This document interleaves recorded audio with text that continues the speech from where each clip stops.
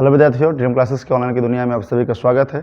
तो चलिए, हम लोग श्रृंखला चल रहे थे केमिस्ट्री का, जिसमें आपका प्रश्नों का श्रृंखला जो चल रहा था, जिसमें आपको लगभग 75 क्वेश्चन हो चुका है और 75 नंबर प्रश्न के बाद आज से हम लोग चलेंगे आगे। और इस श्रृंखला को आप देखते रहिए, इसके बाद केमिस्ट्री का क्वेश्चन ऑब्जेक्टिव का समस्या आपको नहीं होने वाला है। ठीक है, तो चलिए केमिस्ट्री का क्वेश्चन जिसमें आपको 75 नंबर क्वेश्चन तक हुआ था, उसके बाद आएगा प्रश्न देखते हैं 75 में। देखिए, इसमें बोला गया था PbOHNO3 किस प्रकार का लवण होता है। तो ये आपको बताए थे कि अम्लीय लवण होता है। क्या होता है? अम्लीय लवण होता है। ठीक है, और समाय लवण होता है। PbOHNO3 किस प्रकार का लवण होता है? तो समाय लवण होता है। एक प्रश्न हो गया था। इसके बाद देखिए अगला प्रश्न 76। देखिए क्या बोलता है कि हमारे शरीर का pH मान किस प्रेशर में होता है। pH मान कहने का मतलब, जैसे आपको बायोलॉजी में पढ़ावल गया था, इसमें बताया होगा कि किसी शरीर के रक्त का pH मान 7.2 से 7.4 तक होता है। आपसे पूछा गया है ना कि हमारे शरीर के पूरे शरीर का बॉडी का जितना pH मान होता है, मतलब pH मान ही बताता है कि आप अम्लीय हैं कि क्षारीय हैं। तो शरीर का जो pH मान होता है उसका परास कहाँ से कहाँ तक होता है, याद रखिएगा कि हमारे शरीर का pH मान होता है जो 7 से लेकर के 7.8 के बीच में होता है। ठीक है, इसके बाद अगला जो प्रश्न है, अगला प्रश्न है अम्ल वर्षा कहलाने के लिए आवश्यकता होता है किस वर्षा का। देखिए थोड़ा सा इसमें बताए थे आप लोग को कि एक स्केल होता है जिसमें pH मान जिसका जैसे लिखा होता है 1 से लिखा होता है 14 तक, बीच में आता है 7, जिसका 7 pH मान होगा उसका प्रकृति होता है उदासीन। उदासीन के मतलब न यह खट्टा लगता है और न यह कड़वा लगता है। जिसका pH मान 7 से कम होगा वह अम्लीय होता है, और जिसका 7 से अधिक होता है वह क्षारीय होता है। आपसे पूछा गया है कि अम्ल वर्षा, तो अम्ल कहने के लिए 7 से तो कम ना चाहिए, 7 से अधिक चाहिए होगा तो क्षारीय न हो जाएगा। तो आपसे बोला कि अम्ल वर्षा के लिए pH मान कितना होना चाहिए, तो 7 से कम। 7 से कम एक में ऑप्शन कौन सा है? 7 से कम, ये वाला तो 7 से कम हो सकता है, लेकिन अम्ल वर्षा के लिए कम से कम 5.6 से कम चाहिए। 5.6 से कम रहेगा तभी अम्लीय वर्षा कहलाता है, अन्यथा अम्लीय वर्षा नहीं कहलाता है। ठीक है, इसके बाद देखिए आगे प्रश्न अगला है मिल्क ऑफ मैग्नीशिया अर्थात AmGOH के होल ट्वाइस टू रहता नीचे लिखल के जलीय विलयन का निम्नांकित में से किस रूप में उपयोग होता है। इसमें कहते हैं कि जो AmGOH, देखिए ध्यान देना, AmGOH के होल ट्वाइस, ये जानते हैं एक तरह के क्षारक है, क्षारक है। और डॉक्टर के पास जानते हैं और यदि कभी पेट खराब होगा ना तो वो जलजीरा मिलता है, जलजीरा। या फिर डॉक्टर के पास एगो थोड़ा सा छोटा सा पुड़िया में एगो दवा मिलता है, पैकेट मिलता है, फाकी मिलता है।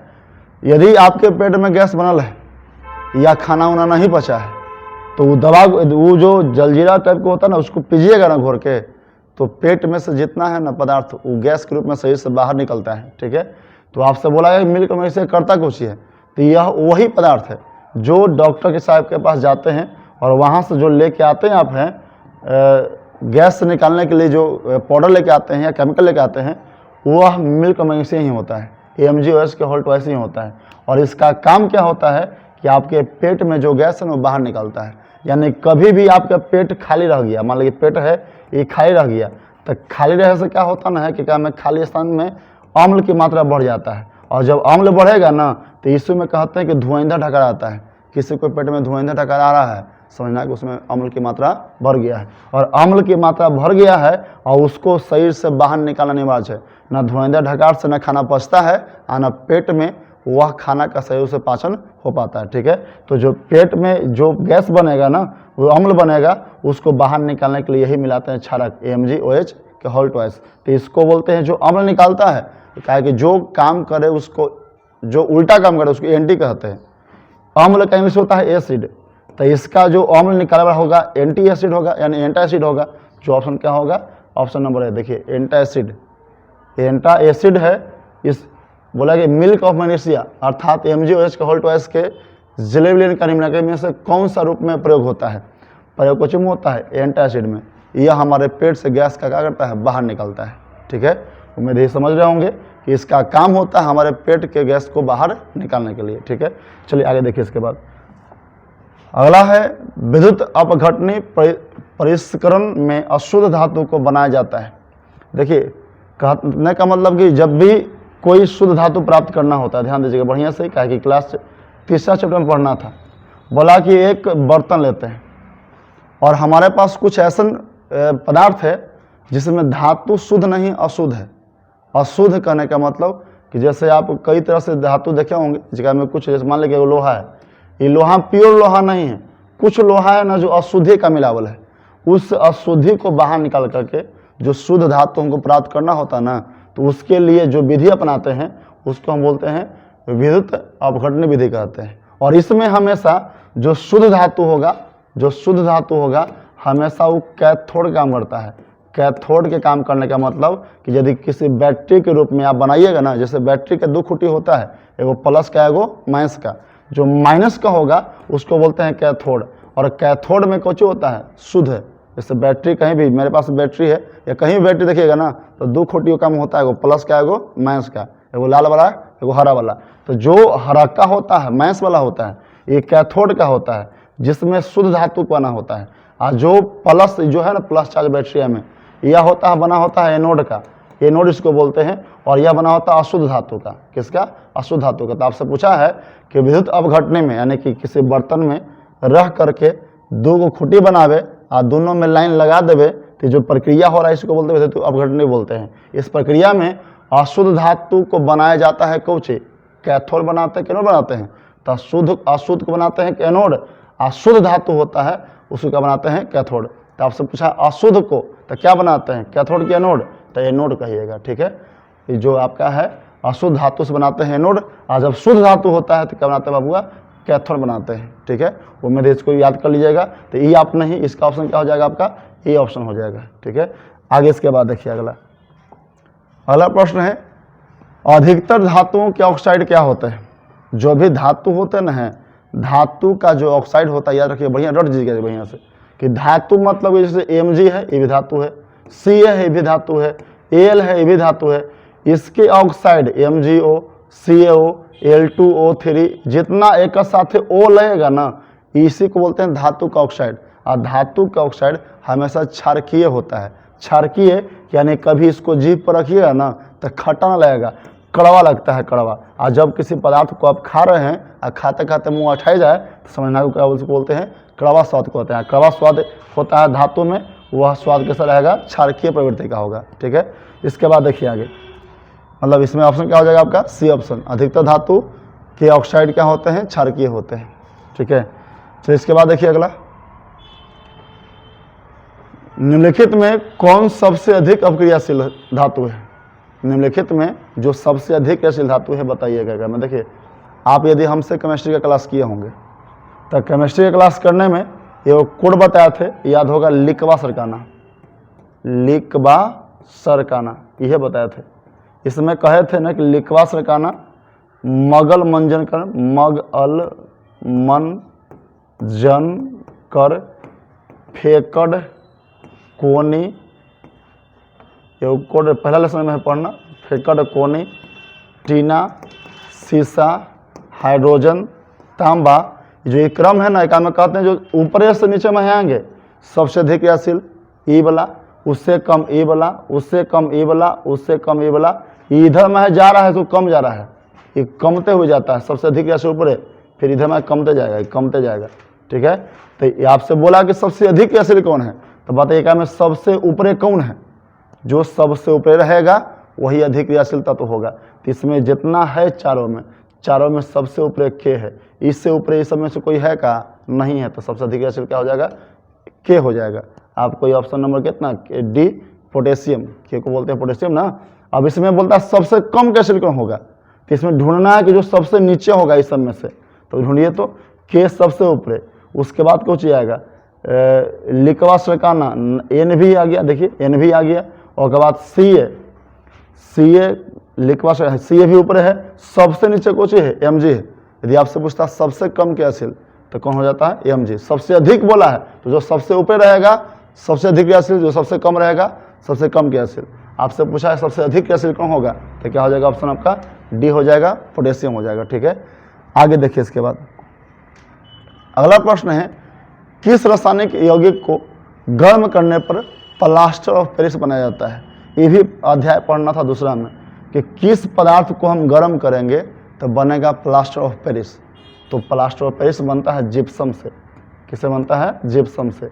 जिप्सम का सूत्र होता है CaSO4 × 2H2O, और जिप्सम को CaSO4 × 2H2O। इसको जब गर्म करते हैं तो बनता है CaSO4 × ½ H2O, और ये ½ H2O है ना, ये वही है जिसको आप प्लास्टर ऑफ पेरिस कहते हैं। और ये प्लास्टर ऑफ पेरिस वही है जो प्लास्टर में काम देता है। कहीं हड्डी उड्डी टूट जाएगा ना, तो जोड़ने में जो काम आता है उजर का पदार्थ हुआ, उसी को बोलते हैं प्लास्टर ऑफ पेरिस। और फॉर्मूला क्या होता है? तो CaSO4 × ½ H2O। बनाते किससे हैं? तो जिप्सम से बनाते हैं। ठीक है, अगला इसके बाद देखिए अगला क्वेश्चन 83 नंबर प्रश्न है, लोहा एवं इस्पात को जंग से सुरक्षित रखने के लिए उन पर किस धातु का पतली परत चढ़ाई जाती है? तो इसमें आपको बोलेगा लोहा को सुरक्षित करना है, सुरक्षित करना है, तो उसको बचाने के लिए उस पर कौन सा पदार्थ चढ़ाते हैं? उस पर कौन सा पदार्थ? देखिए, लोहा एवं इस्पात को जंग से सुरक्षित रखने के लिए उस पर कौन सा धातु और कौन सा पदार्थ चढ़ाते हैं? तो देखिए, किसी भी लोहा हो या कोई भी तत्व हो, लोहा को बचाना है, लोहा हो या कोई अन्य पदार्थ हो, कोई पदार्थ को बचाना है तो उस पर पेंट करना पड़ता है। जैसे कहें का मतलब आप ही के घर में लोहा का गेट होगा, उसको बचाने के लिए, उसमें जंग नहीं लगे, उसके लिए उसके ऊपर से वो पेंट चढ़ाते हैं ताकि वह खराब नहीं होवे। और वो पेंट चढ़ाते हैं ना, तेगा में क्या होता ना है कि जब लोहा को बचाएंगे तो इसके ऊपर से पेंट नहीं होता है, इसके ऊपर से लेयर होता है, इसको जिंक कहते हैं। जिंक के लेयर चढ़ाएंगे ना तो इससे लोहा सुरक्षित होता है। किसी लोहा को जंग लगने से बचाना है तो उसके ऊपर क्या चढ़ाइएगा? जिंक का परत। जिससे ना होता है कि आप सुने होंगे कि एगो सोना चढ़ावल कोई चांदी रहता है, चांदी रहता है और चांदी रहेगा अंदर से, उसके ऊपर सोना का पानी चढ़ता है, लया कि सोना है लेकिन रहता कौन चीज़ है? चांदी है, क्योंकि उसके ऊपर से उसका पानी चढ़ता है किसका? सोना का। ठीक उसी प्रकार यदि लोहा को बचाना हो तो लोहा के ऊपर से पानी चढ़ाया जाता है कौन चीज़ के? जिंक के, जिससे जिंक को चढ़ाने से लोहा बच जाता है, लोहा सुरक्षित रह जाता है। और जो चढ़ाते हैं ना, इस प्रक्रिया को बोलते हैं जस्तीकरण विधि। बोलेगा जस्ता या जस्तीकरण विधि किसे कहते हैं? जस्तीकरण विधि किसे कहते हैं? या बोले गैल्वेनीकरण किसे कहते हैं? गैल्वेनीकरण, गैल्वेनीकरण तो बतिया के होता है, गैल्वेनीकरण कहिए या जस्तीकरण कहिए। जस्तीकरण भी बोलेगा वही, गैल्वेनीकरण भी कहेगा तो वही। यानी कहने का लोहा के ऊपर जस्ता के पर चढ़ाते हैं, उसको जस्तीकरण कहते हैं या गैल्वेनीकरण कहते हैं। तो ऑप्शन क्या हो जाएगा आपका? डी हो जाएगा। अगला प्रश्न है, अगला है बॉक्साइट। यहाँ ड नहीं ट रहेगा। बॉक्साइट किसका अयस्क है? इसमें किस धातु का अयस्क है? ध्यान देना, अयस्क किसे कहते हैं? अयस्क उसे कहते हैं कि जो जमीन के अंदर से मिलता है और उस पदार्थ से अगला पदार्थ की प्राप्ति होती है। तो बताया कि बॉक्साइट से क्या मिलता है? तो जानते हैं बॉक्साइट पाया जाता है जमीन के अंदर है, और यह बॉक्साइट वही पदार्थ है जिसको हमको मिलता है एल्युमिनियम। क्या मिलता है? एल्युमिनियम।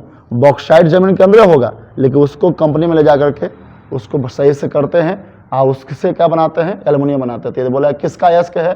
तो एल्युमिनियम का। यानी कि बॉक्साइट से क्या मिलता है हमको? एल्युमिनियम मिलता है। जमीन के अंदर क्या होता है? बॉक्साइट, लेकिन जब उसको बदल देते हैं तो उसका क्या नाम देते हैं? एल्युमिनियम कहते हैं। ठीक है, तो आपसे बोले बॉक्साइट किसका अयस्क है बबुआ? एल्युमिनियम का अयस्क है। ठीक है, आगे इसके बाद देखिए अगला प्रश्न। अगला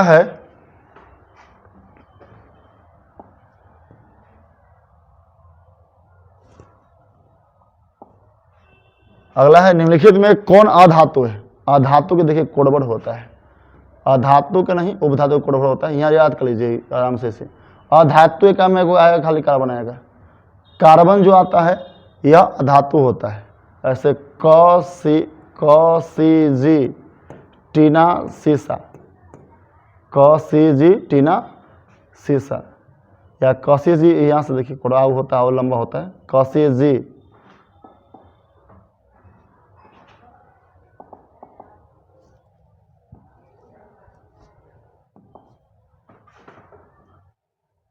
कहाँ तो था?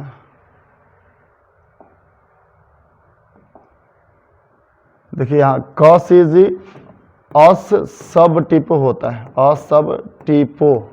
जितना ये तत्व है ना, कहीं आवर्त सारणी दिखाई देगा ना, आवर्त सारणी जो चार्ट रहता है, ये क सी जी अस टिपो के एने होता है अधातु Na होता है धातु, ठीक है। तो आपसे पूछा गया है कि ये उपधातु में आता है, कार्बन ही एक ऐसा तत्व है जो उपधातु भी कह सकते हैं, उसको अधातु भी कह सकते हैं।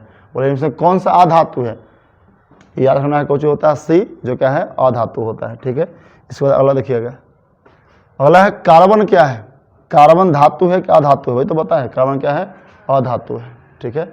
अगला प्रश्न देखिए इसके बाद, अगला है लोहा निकल क्रोमियम के मिश्र धातु को क्या कहते हैं। देखिए ध्यान दीजिएगा, कभी लोहा मतलब होता है Fe, संगत क्या होता है Fe, और प्लस निकल यहाँ जो होता है Na, और होता है क्रोमियम ने कहते हैं होता है Cr। Fe, Na और Cr को आपस में मिला देते हैं, तब मिलाने से जो पदार्थ बनता है उसको बोलते हैं स्टेनलेस स्टील। इसी का बर्तन होता है, जितना थैला लोटा होता है ना है इसी का होता है। जो लोटा थैला बना होता है स्टील का, उसमें क्या क्या मिला हुआ होता है, लोहा निकल और क्रोमियम, इस सब मिला के बनता है। तो बोलेगा कि लोहा निकल क्रोमियम से कौन सा धातु बनता है, तो क्या बनता है स्टेनलेस स्टील बनता है, जिससे बर्तन बनता है, बर्तनों में सब। आगे है तांबा और जिंक के मिश्र धातु को क्या कहते हैं। तांबा और जिंक को आपस में मिलाते हैं तो उसके मिश्र धातु को क्या कहते हैं, तो उसको मिलाने से देखिए, तांबा यानी होता है Cu फार्मूला संकेत में, जिंक यानी होता है जस्ता। ये जो पीतलवा के बर्तन देखे ना, पीतल के बर्तन इसी का मिला के बना हुआ होता है। बोले कि पीतल के जो बर्तन होता है किससे किससे मिलकर बनता है, तो तांबा से और जस्ता से, ठीक है। तांबा और जस्ता से मिला के बनता है पीतल धातु बनता है, ठीक है। तो बोलेंगे दोनों को मिला के कौन सा पदार्थ बनता है, तो क्या बोलेंगे पीतल कहेंगे, ठीक है। इसके बाद देखिए अगला प्रश्न, अगला है लोहा को जिंक से लेपित करने की क्रिया को क्या कहते हैं। अभी तो बताए थे, हाँ अभी लिखवाया था ना कि लोहा को पर जिंक का पर चढ़ाते हैं उसको जस्तीकरण कहते हैं या गैल्वेनीकरण कहते हैं। क्या ऑप्शन हो जाएगा आपका, बी ऑप्शन हो जाएगा, गैल्वेनीकरण हो जाएगा। अगला प्रश्न है सबसे कठोर तत्व कौन सा होता है। जितने भी संसार में जितने भी तत्व हैं सबसे हार्ड कौन होता है, सबसे हार्ड क्या होता है, हीरा। इतना हार्ड होता है कि यह शीशा को काटता है।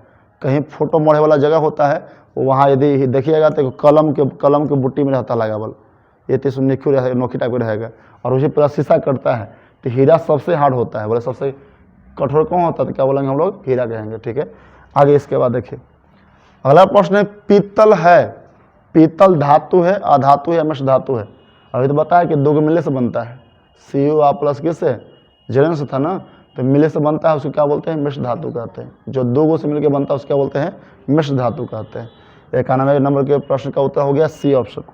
अगला है एक मिश्र धातु है, इनमें से कौन सा मिश्र धातु जो किसे मिला के बनाएंगे हम लोग, तो देखिए Cu प्लस Zn, इससे क्या बनता है, पीतल बनता है। इसके अलावे का में कोई मिश्र धातु नहीं है, बनावे से मिलावे से कुछ नहीं बनता है, इससे कुछ नहीं बनता, इससे कुछ नहीं बनता है। बनता किससे है, तांबा को और जस्ता को आपस में मिलाएंगे तो क्या बनेगा सर, पीतल बनेगा, ठीक है, पीतल का निर्माण होता है।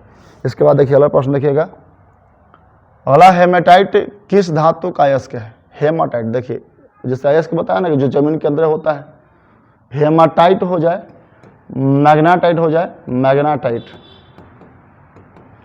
या सीडेराइट होता है, सीडेराइट, ये सब कहाँ रहता है, जमीन के अंदर रहता है। और ये सब वही पदार्थ है जिससे हम लोग को लोहा मिलता है। क्या मिलता है, लोहा। तो बोलेगा कि ये सब किस धातु का अयस्क है, तो किसका है, लोहा का।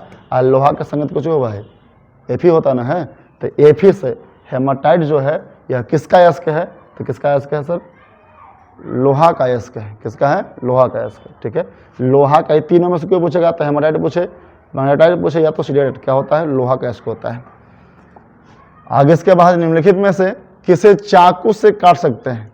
ऐसे देखिए नॉमेज से हम लोग याद करते हैं ना कि चाकू से काटे जाने वाले तत्व एक है जिसको सोडियम कहते हैं, जिसको हम लोग चाकू से काट सकते हैं। कि ऐसे पदार्थ है जिसको हम लोहा चाकू से काट सकते हैं। लेकिन इसके अलावा एक और पदार्थ है लिथियम, लिथियम जो है इसको भी हम चाकू से काट सकते हैं। इतना मुलायम होता ना है, जैसे लोहा को बोले चाकू से काट देंगे, है संभव काटना, नहीं काटना है। ये कटेगा तो सोडियम कटेगा या तो लिथियम कटेगा। किससे कटेगा, चाकू से हम लोग काट सकते हैं। तो सोडियम देगा, सोडियम मारना, ना तो फिर कुछ हो जाएगा लिथियम, यह चाकू से काट सकते हैं। अगला प्रश्न है निम्नांकित में कौन उपधातु है। अभी देखिए बताया थे कॉसिजियस सब टिपो, कॉसिजियस सब टिपो हुआ ना, एक में आया कि नहीं आया, देखिए सब आया। उपधातु का एक कोड है कॉसीजी असबटिपो, कॉसीजी असबटिपो, सब देखिए उपधातु है। उपधातु का मैल ना है, बोले इसमें कौन उपधातु है, तो क्या हो जाएगा डी ऑप्शन। यह उपधातु है, धातु और अधातु के बीच में आता है, इसको क्या बोलते हैं उपधातु कहते हैं। चलिए इसके बाद अगला प्रश्न देखिएगा। अगला है धातुओं की प्रकृति कैसा होता है। धातु जो है, देखिए धातु हमेशा लिखना है, ऐसे लिखा होता है NaCl MgO CaO, तो धातु हमेशा आगे होता है। और हम बताए थे कि जब भी कोई कंपाउंड बनता ना है तो आगे होता है प्लस है, पीछे क्या होता है माइनस। आगे दुल्हा पीछे दुल्हन, पता ना, तो आगे प्लस है पीछे क्या होता है माइनस।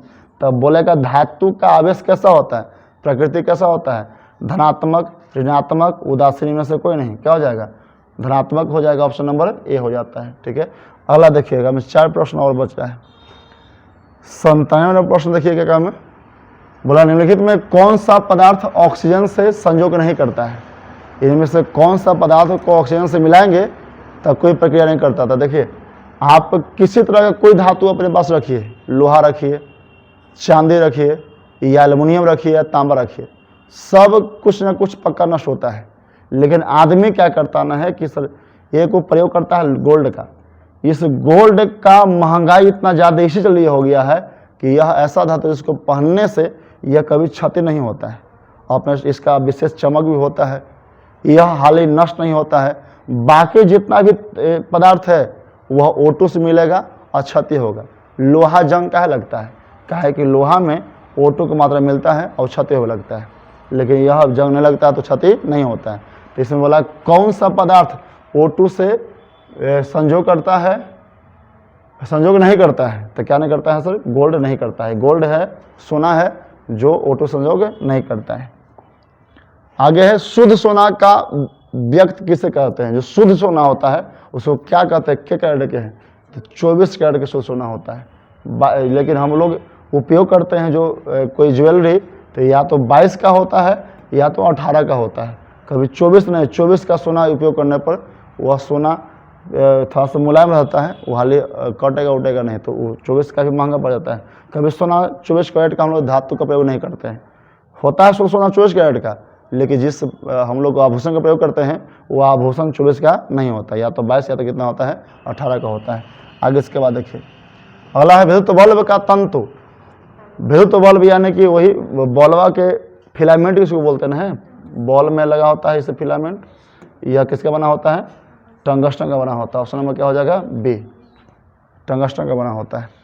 लास्ट क्वेश्चन इसमें है आपका, कौन सी अधातु कमरे के ताप पर द्रव अवस्था में पाया जाता है। इसमें कौन सा धातु है, अधातु है जो कमरे के ताप पर द्रव अवस्था में होता है, तो क्या होता है ब्रोमीन एक ऐसा अधातु है जो द्रव अवस्था में पाया जाता है। ठीक है, और बाबू ठीक है, आज उम्मीद करते हैं कि आपको यह क्लास समझ में आया होगा, और यदि समझ में आया है तो लाइक करते जाए, सब्सक्राइब करते जाए और अपने दोस्तों तक इस वीडियो को शेयर करते जाए। धन्यवाद।